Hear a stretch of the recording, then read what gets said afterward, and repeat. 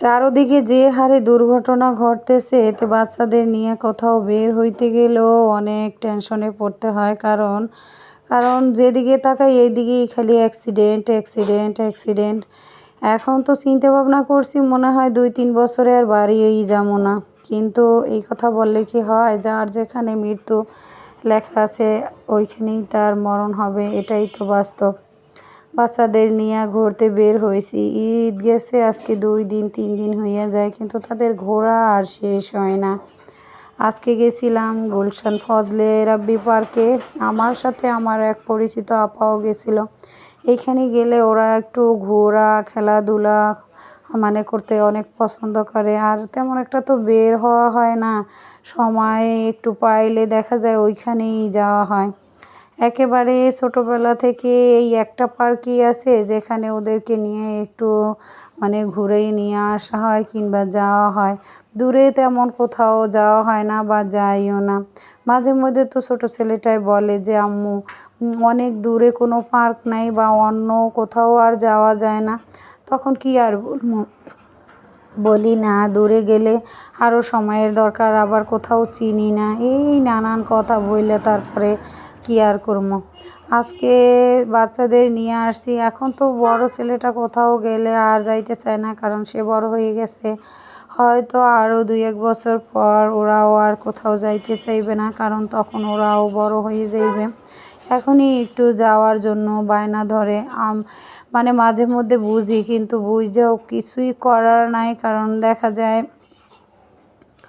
অনেক সময় বাচ্চাদের নিয়ে যে একটু বের হব সেই সময়টা হয় না।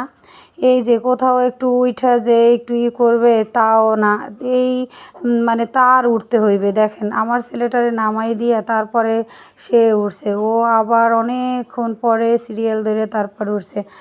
বড় মানুষ, তারপরও তার এই কমন সেন্স নাই যে এটা তো বাচ্চাদেরই খেলা, আমরা ওদেরকে নামাইয়ে কেন দেই। যাই হোক, সবার কমন সেন্স তো আর একরকম না। আমি মনে করি যে যেখানেই যাই না কেন, আমি সব সময় আমার বাচ্চাদেরকে পিছনের লাইনেই দাঁড়া করাই, যে সবাই উঠুক বা একটু সময় হইলেই আমি নিজেই তাদেরকে সেখান থেকে নামাইয়ে দেই অন্য আরেকজনাকে সুযোগ দেওয়ার জন্য। কিন্তু জানি না সব ক্ষেত্রে তারা কেন যেন নিজেদের স্বার্থটা বেশি দেখে। সেটা এই খেলনার ক্ষেত্রেই হোক কিংবা কোনো খাবারের ক্ষেত্রেই হোক বা যে কোনো ক্ষেত্রেই হোক। মাঝে মধ্যে অনেক খারাপ লাগে যে মানুষের বুদ্ধি বিবেক কতটা যে লোপ পাইছে, কি আর বলবো। সবাই তো আর একরকম না। তো আমি যেভাবে চিন্তা করি এইভাবে যদি সবাই তাদের চিন্তাধারাও এরকম করতো, তাহলে আরও কত সুন্দর হইতো সব কিছু। যাই হোক, আমার চিন্তাধারাও যে সবসময় সঠিক থাকে এরকম কিন্তু না, আমার ভিতরেও অনেক ভুল আছে। যাই হোক, এই তাল গাছটা থেকে এত পরিমাণে ফুল ঝরতেছে, তো এই জন্য আবার আমার মেয়ে যখন ভিডিও করতেছিল সে তাল গাছের উপর দিয়েই ক্যামেরাটা ধরেছিল যে এত ফুল কোথা থেকে পড়ে।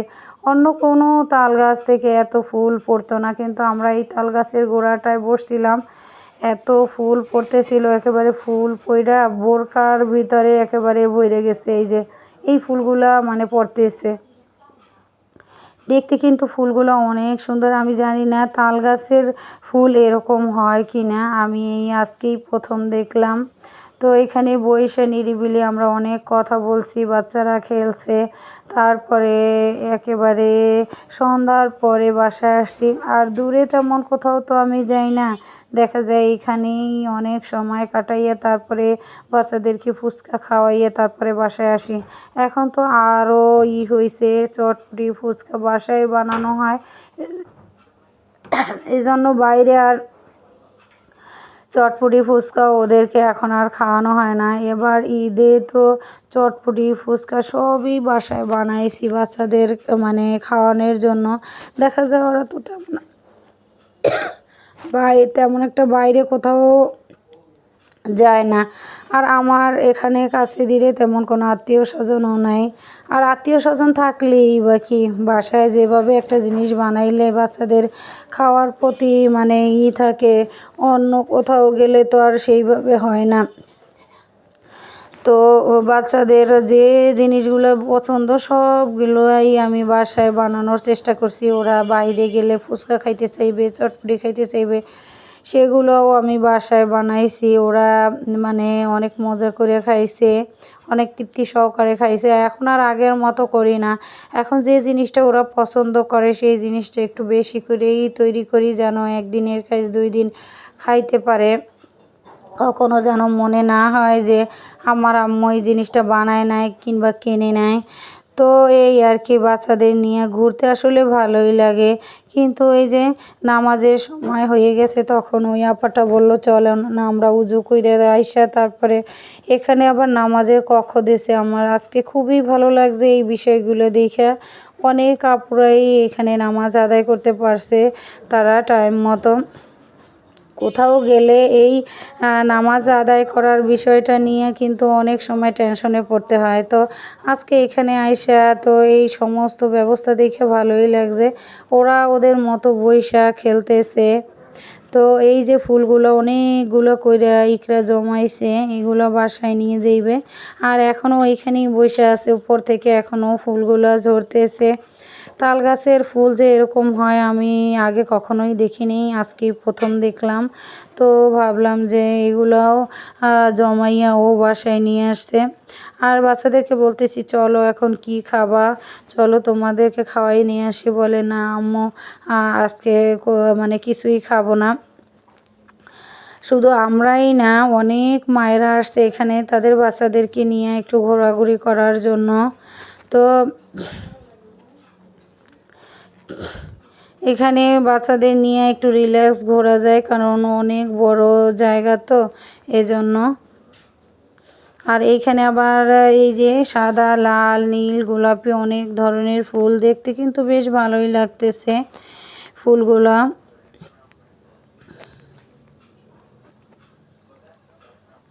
সবাই যে যার মতো করে ছবি তোলা, ভিডিও করা সব কিছুই করতেছে, আমিও করতেছি। ওরা এখান থেকে আস্তে আস্তে করে উপরে উঠছে, আমি নিচেই দাঁড়াইছিলাম। তারপর এখানে বারবার ডাকতেছে, এই জন্য আমি আবার একটু উপরে উঠে গেলাম।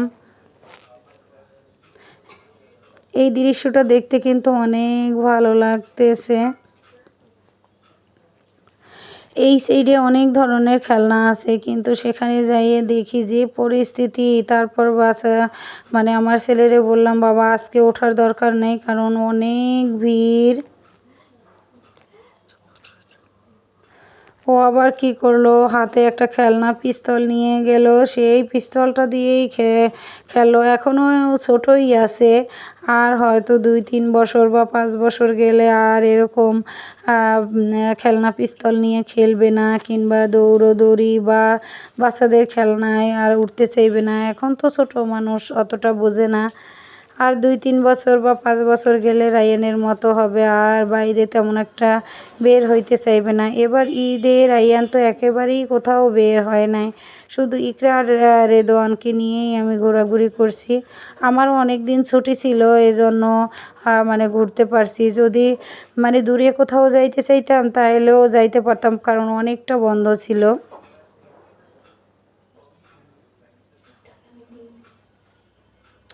সমস্ত কাজ তো একেবারে ঈদের 2 দিন আগেই শেষ করছি। তারপরও শারীরিকভাবে মানে অনেকটা অসুস্থ।